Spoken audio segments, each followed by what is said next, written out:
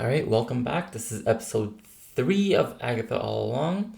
Um, actually, I should say this is episode 3 of Bite Sized Agatha All Along, because this is the Bite Sized podcast where I give my thoughts on movies, TV shows, whatever, in just a few minutes. I'll try to keep it to under 15.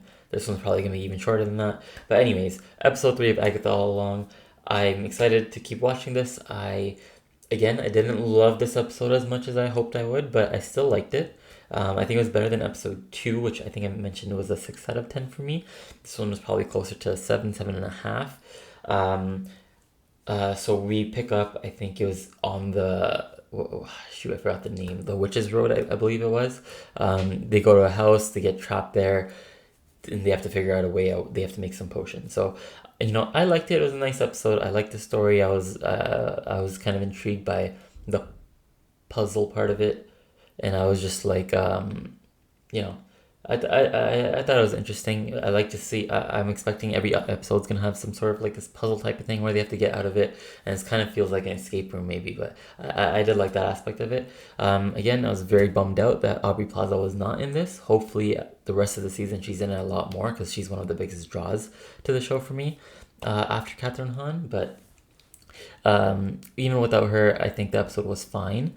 There was a little bit more story in this one. We got some teases of who Teen is. Although, if you've been listening to the rumors and stuff like that, I think they're trying to mislead us because they very very heavily imply that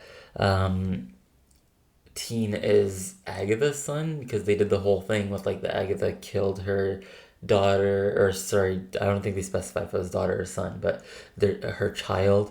And then Teen doesn't know whose parents are, or maybe we don't know who Teen's parents are, but he does. I don't know.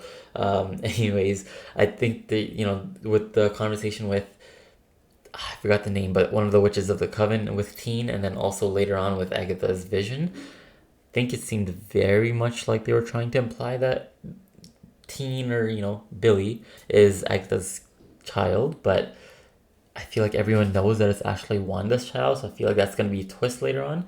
But it also did get me thinking, like maybe they know that everyone thinks it's Billy, as in Wanda's child, and they're actually gonna try to, like double play us, if that makes sense.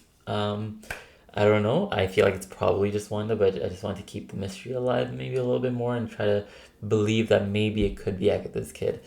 Anyways, I don't know what's gonna happen with that. I'm excited to keep watching. I do think that it's gonna be Agatha's child, but anyways, back to the rest of the episode. Yeah, so I mentioned I didn't really love any of the characters after the first 2 episodes.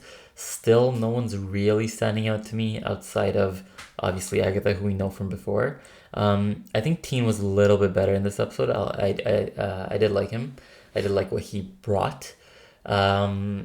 And I think the humor was a little bit better too. I think the thing with the what was it with the candles and like the petroleum and the organic, that I thought that was like a funny little bit.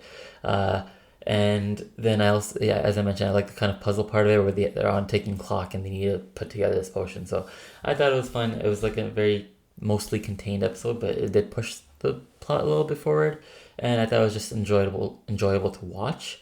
One thing that I was a little bit confused about is I thought they needed to save everyone in order to get past the house and into the next area, but then they made it seem like Mrs. Hart, but I think Sharon was her actual name, that she died.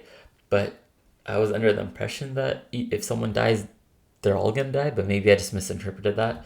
And they just needed to make the potion in order to escape.